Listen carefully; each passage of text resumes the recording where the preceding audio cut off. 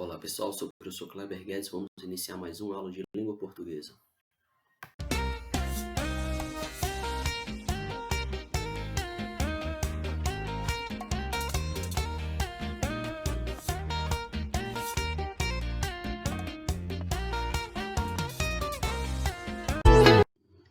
Olá pessoal, lembrando que hoje nós estamos estudando sintaxe, que é diferente de morfologia, porque na morfologia, vocês devem lembrar, a gente estuda as classes gramaticais separadamente, o verbo, o substantivo, o numeral, certo? As 10 classes de palavras a gente estuda elas separadamente, agora aqui não, na análise sintática a gente tem que analisar a oração como um todo, certo? A gente tem que olhar toda a oração. E quando a gente fala de termos essenciais da oração, lembrem também que existem os termos integrantes e os termos acessórios, que a gente vai ver em outras aulas. Hoje o nosso foco são os termos essenciais, sujeito e predicado. Por que essenciais? Porque é o mínimo e é o básico que eu preciso para realizar uma análise sintática. Como aqui no início vem mostrando para vocês, para que a oração tenha significado, são necessários alguns termos básicos, que no caso são o sujeito e o predicado, certo? Sujeito é o termo sobre o qual o restante da oração diz algo, ou seja, o sujeito é quem pratica ou sofre uma ação verbal. No caso aqui, ó, as praias estão cada vez mais poluídas. A primeira coisa que a gente tem que fazer em uma análise sintática é encontrar o verbo. No meu caso aqui, o verbo é estão. Eu faço a pergunta para esse verbo, o que ou quem, dependendo de como é a minha frase. Então fica aqui, ó, o que estão cada vez mais poluídas? Automaticamente a resposta que você vai obter vai ser as praias. Então, quando eu faço a pergunta para o verbo, a resposta que eu obtenho vai ser o meu sujeito. E o predicado? O predicado é a parte da oração que contém o verbo. No meu caso aqui, ó, termo que contém o verbo informa algo sobre o sujeito. Então, predicado vai ser a parte que sempre vai ter o verbo. E o predicado é tudo aquilo que você diz sobre o sujeito.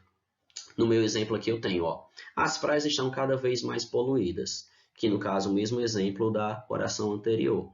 Perceba que quem estão cada vez mais poluídas? A praia. A praia, lógico, é o meu sujeito e tudo que sobra na minha oração eu chamo de predicado. Ou seja, depois que eu faço a pergunta para o verbo e identifico o meu sujeito, tudo que restar na oração vai fazer parte aqui do meu predicado, e o predicado, como eu já disse, é a parte que contém o verbo da oração. Vamos lá, nós já sabemos que sujeito e predicado são termos essenciais da oração, ok? Agora a gente vai focar apenas no sujeito. A gente vai ver os tipos de sujeito que podem existir em uma oração.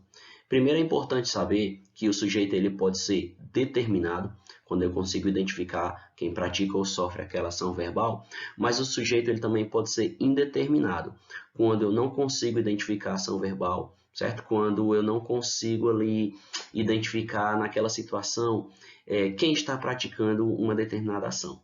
Então vamos lá, vamos começar pelo sujeito determinado. O sujeito da oração ele é determinado quando é possível identificar o termo ou palavra que apresenta ele. O sujeito ele pode ser simples, primeiramente. Então, quando que o sujeito seria simples? Ora, quando o sujeito ele é simples, ele só tem um núcleo, ok? Porque só tem um elemento praticando a ação. Vamos aqui para a prática. Por exemplo, ó, as crianças tomaram o pote de sorvete. Eu falei para vocês que a primeira coisa que a gente faz na análise sintática é encontrar o meu verbo. Então, encontrei aqui, ó, verbo tomaram. Depois que eu encontro o verbo, eu faço a pergunta.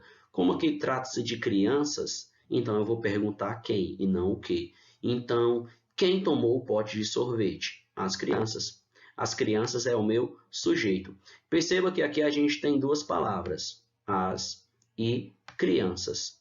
Mas para identificar quantos núcleos tem, eu preciso identificar quem está praticando a ação. Quem está praticando a ação são as crianças que estão praticando a ação. Logo, eu só tenho um núcleo. Se eu só tenho um núcleo, esse meu sujeito é simples. Vamos aqui para outro exemplo interessante que nas questões de F, por exemplo, às vezes acontece pegadinha, né? E os alunos acabam errando uma questão boba. Como por exemplo aqui, ó. Alguém tomou o pote de sorvete. Logo vai ficar aí a dúvida, né? Alguém tomou o pote de sorvete, professor? Quem tomou o pote de sorvete? Então aqui é indeterminado, eu não sei quem foi. Se liga, aqui na língua portuguesa, quando a gente está estudando gramática, eu vou encontrar o meu núcleo, certo? Esse meu núcleo pode ser a palavra alguém, professor, mas esse alguém eu não sei quem é, certo? Mas nesse caso aqui eu tenho que identificar os meus núcleos. Nesse caso aqui, ó, alguém tomou o pote de sorvete. O que que você faz primeiro na análise sintática? Primeiro, na análise sintática, você vai encontrar o verbo, não é isso? Então, beleza, qual é o meu verbo? É tomou. Tomou, aqui encontrei o meu verbo, então eu faço a pergunta para o verbo. Quem tomou o pote de sorvete? Alguém. Logo, alguém vai ser o meu sujeito. Esse sujeito ele é simples. Por quê? Porque ele só tem um núcleo verbal. Ok? Poxa, agora ficou fácil, né? Você já sei que o sujeito simples ele só tem um núcleo, então o meu sujeito composto ele vai ter 2 ou mais núcleos verbais. Vamos aqui para o próximo exemplo. Eu tenho aqui, ó. Crianças e adultos tomaram potes de sorvete. Qual é a primeira coisa que nós fazemos na análise sintática? Primeira coisa da análise sintática, a gente tem que identificar o verbo, é isso aí. Então vamos lá, nós temos aqui o verbo tomaram, né, que está na terceira pessoa do plural. Eu vou fazer a pergunta para ele. Quem tomou o pote de sorvete? Crianças e adultos. Mas quem é que está praticando a ação? São as crianças. Tenho aqui o meu primeiro núcleo, certo? O E aqui não faz parte. O E aqui está dentro do sujeito, mas ele não é o núcleo, tá bom? O E aí é um conectivo, certo? Crianças, adultos. São as duas palavras aqui que estão servindo como núcleo nessa situação. Temos também um sujeito elíptico. Se liga, nesse sujeito elíptico, para quem faz a prova do IF, certo? Tem que prestar atenção, porque esse sujeito elíptico ele tem mais de um nome, porém todos significam a mesma coisa. Pode ser sujeito elíptico, pode ser sujeito desinencial, pode ser sujeito implícito. Por que desinencial? Porque com a desinência dele, com o final do verbo, eu consigo identificar quem pratica a ação. Professor, não entendi. Então se liga aqui, ó. A frase é: tomamos o pote de sorvete. Professor, e esse nós aqui? Não, calma aí. Esse nós aqui, ele não está aparecendo, certo? Aqui é um sujeito oculto, então, ó, aqui não tem nada. Eu sei que não está pagando nada aí, né? Mas, vamos lá aqui, ó, tá? Esquece o nós, esquece. A frase é só: tomamos o pote de sorvete. Perceba que a minha desinência é mos, certo? Essa é a minha desinência. Se liga, tomamos o pote de sorvete, primeiro você identifica o verbo, que é tomamos, ok? Depois você faz a pergunta para o verbo. Quem tomou o pote de sorvete? Opa, agora ficou confuso, né? Quem tomou o pote de sorvete? Se liga, galera, qual é a concordância aqui? Tomamos o pote de sorvete. Se você for fazer a conjugação, certo, do verbo, vai ficar nós tomamos o pote de sorvete. Professor, então aqui o sujeito ele não aparece, certo? Mas eu consigo saber quem está praticando a ação por conta da terminação do verbo, exatamente, por conta desse mos aqui, ó, que eu marquei de vermelho aqui e está em negrito, por conta da terminação do verbo, tomamos, nós tomamos, eu consigo identificar. Nós chamamos esse sujeito de oculto, de elíptico, de desinencial. Por quê? Porque nesse caso tem alguém praticando a ação, eu só não consigo enxergar a olho nu, mas se eu observar a terminação do verbo, eu também vou conseguir. Se fosse, tomei o pote de sorvete, qual é o pronome pessoal do caso reto que combina com tomei? Seria eu tomei. Então, mesmo aqui para tomamos, nós tomamos, certo? Então, o sujeito elíptico também é chamado de implícito, de oculto, de desinencial. Então, se liga aí. Agora a gente vai para o sujeito indeterminado. O sujeito ele pode ser indeterminado quando é lógico que alguém praticou a ação, certo? É evidente, mas não tem nenhum termo que represente ele. Nem nas orações anteriores você vai encontrar. A gente pode indeterminar o sujeito quando a gente realmente não sabe quem praticou a ação, quando você desconhece, ou quando você não quer identificar, quando você não quer determinar, por não querer. Nesse caso, vai ter duas situações, certo? Vão ter dois modos de que a gente vai poder indeterminar o sujeito que não vai dar para confundir com os demais. Por exemplo, ó, quando eu vou colocar o sujeito na terceira pessoa do plural, certo? Em estruturas, essa estrutura ocorre em frases isoladas ou nos casos em que o sujeito não esteja determinado nas orações anteriores. Vixe, professor, ficou confuso agora, não entendi. Olha aqui como é simples, ó. tomaram um pote de sorvete. O que você faz primeiro na análise sintática? Na análise sintática, primeiro a gente identifica o verbo, certo? Então tá aqui, ó. O verbo é tomaram. Esse verbo, qual é o pronome que eu conjugo esse verbo? Eles tomaram, certo? Eles é terceira pessoa do plural? Sim, eles é terceira pessoa do plural. Se eles é terceira pessoa do plural e o eles não aparece antes do verbo, então significa que aqui trata-se de um sujeito determinado. Professor, e se fosse assim, ó, eles tomaram um pote de sorvete, se o eles estivesse aparecendo? Ora, se aqui tivesse o eles, aí seria sujeito simples, porque o sujeito ia ser a palavra eles. Mas não é aqui o caso, ó. Na minha oração aqui, eu só tenho tomaram um pote de sorvete. Se eu só tenho tomaram um pote de sorvete, então não tem nenhum termo aqui que eu consiga identificar de quem está praticando a ação. Porque, ó, tomaram um pote de sorvete. Quem tomou o pote de sorvete? Não dá para saber, certo? Temos aqui um exemplo agora embaixo, ó. A festa esteve ótima, tomaram um pote de sorvete. Nesse caso, não cabe o pronome eles, que somente será o sujeito se estiver explícito na própria oração, como eu expliquei para vocês. Aqui, ó. Eles tomaram um pote de sorvete. Se a oração fosse assim, eles tomaram um pote de sorvete, seria sujeito simples e o sujeito seria eles. Só que no caso da oração, a festa estava ótima, tomaram um pote de sorvete, eu não consigo identificar quem praticou a ação. A outra situação em que o sujeito ele pode ser indeterminado é quando o verbo ele também estiver na terceira pessoa, só que junto desse verbo vem acompanhando o pronome oblíquo se, que a gente também chama de pronome indeterminador. Por exemplo, aqui, ó, precisou-se de mais sorvete. O que é que eu faço na análise sintática? Primeiro, vocês já estão cansados de ouvir isso. Ora, professor, na análise sintática primeiro a gente identifica o verbo. O verbo é precisou-se? Não. O verbo é só precisou, tá bom? Esse se aqui, que está de vermelho, é um pronome oblíquo, tá bom? Então, precisou-se de mais sorvete. Aí você faz a pergunta para o verbo. Quem precisou de mais sorvete? Não dá para saber. Então, nesse caso, de novo, vai ter um sujeito indeterminado. Vocês perceberam que não dá para confundir o sujeito indeterminado com o sujeito oculto? Porque o sujeito indeterminado, apesar de que ele também não dá para ver a olho nu, mas o sujeito indeterminado só vai ocorrer nos casos em que são terceira pessoa. Terceira pessoa do plural, sujeito determinado. E terceira pessoa do singular mais o pronome oblíquo se, também vai ser sujeito indeterminado. Em outras situações, você classifica como sujeito oculto. E agora também a gente tem orações sem sujeito. Professor, mas você falou que para a gente analisar, fazer uma análise sintática tem que ter sujeito e predicado, certo? É o mínimo, é o básico que precisa para fazer uma análise sintática. Sim, exatamente, mas toda regra tem exceção, né? Na língua portuguesa não é igual. Então, existem sim orações que são sem sujeito. E quando isso aconteceu, como que faz?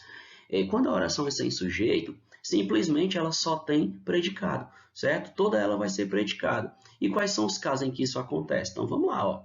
Apesar de o sujeito ser um termo essencial da oração, sim, eu preciso dele, há casos em que a oração é formada só de predicado. Isso ocorre com os verbos impessoais. Professor, o que são verbos impessoais?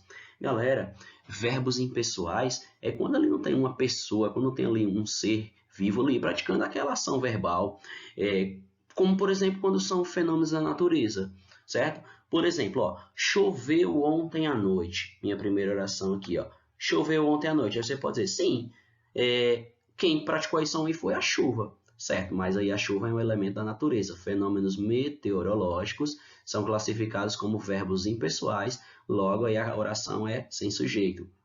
No inverno, anoitece bem cedo. Anoitece é fenômeno da natureza, é o verbo que eu tenho aí, mas é um fenômeno meteorológico.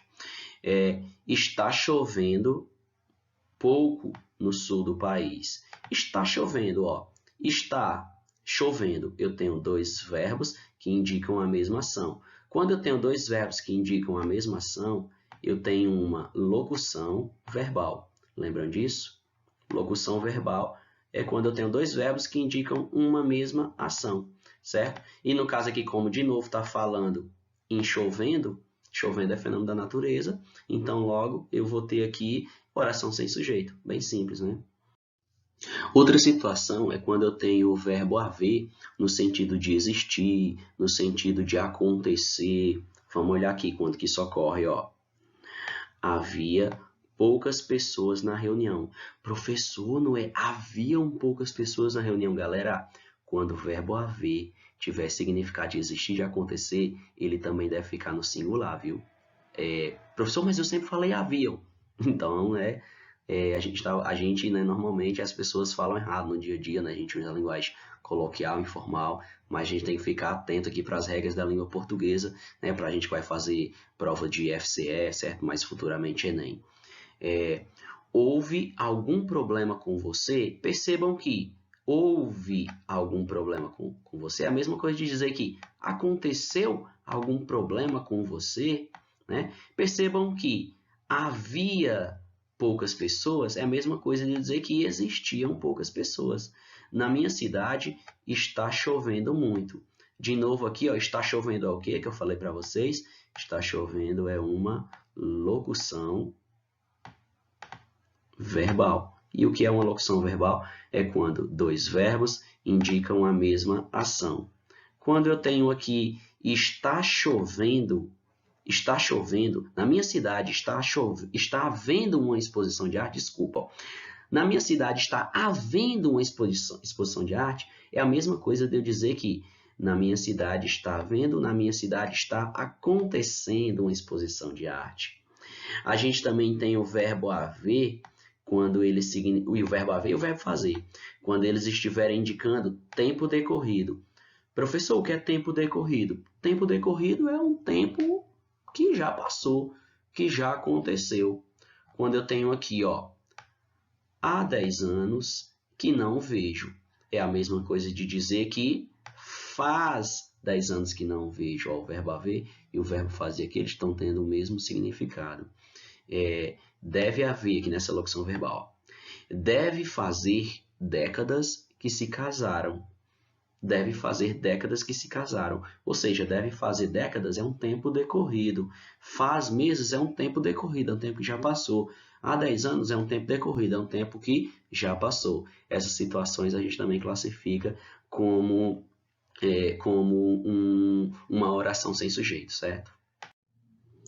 E a gente chega aqui no final dessa nossa primeira aula sobre os tipos de sujeito, certo? Com os verbos fazer, ser e estar. Também indicando fenômeno da natureza, certo? Também indicando tempo, tá bom? Ou seja, eu não tô vendo nada de novo nessa terceira regra aqui, porque a gente já viu que tempo decorrido a oração não tem sujeito, certo? E a gente também já viu que fenômeno da natureza, a oração também não tem sujeito. Então, nessa última regrinha aqui, simplesmente está sendo acrescentado 3 verbos, o verbo fazer, o verbo estar e o verbo ser. Vamos aqui para a prática. Nós temos aqui, ó, faz muito calor no norte do Brasil. Perceba aqui, ó, faz, eu vou entrar aqui na regra do verbo haver, do verbo fazer, né, indicando tempo decorrido, né? E calor também indica fenômeno da natureza. Opa, então aqui a oração sem sujeito, ficou simples agora. Naquela manhã fazia um frio intenso. Perceba que aqui eu tenho um verbo fazia, que é tempo decorrido, né? Algo que, né, já se passou, naquela manhã, passado, né? Pretérito, já aconteceu. E eu tenho frio como fenômeno da natureza. Tenho aqui, já está tarde. Professor, esse está aqui, galera, é um verbo de ligação, certo? Mas já está tarde, eu também estou indicando fenômeno da natureza, tá bom? É cedo ainda, fenômeno da natureza, cedo, tarde. É 1 hora, são 2 horas. A gente está vendo aqui no finalzinho da aula aqui alguns verbos de ligação. A gente também vai ter outras aulas sobre os verbos de ligação, certo? Sobre os tipos de verbo, tá bom? Então a gente encerra aqui essa nossa primeira aula, certo? Em breve aí a gente vai para a parte 2. ver também os outros termos da oração, claro.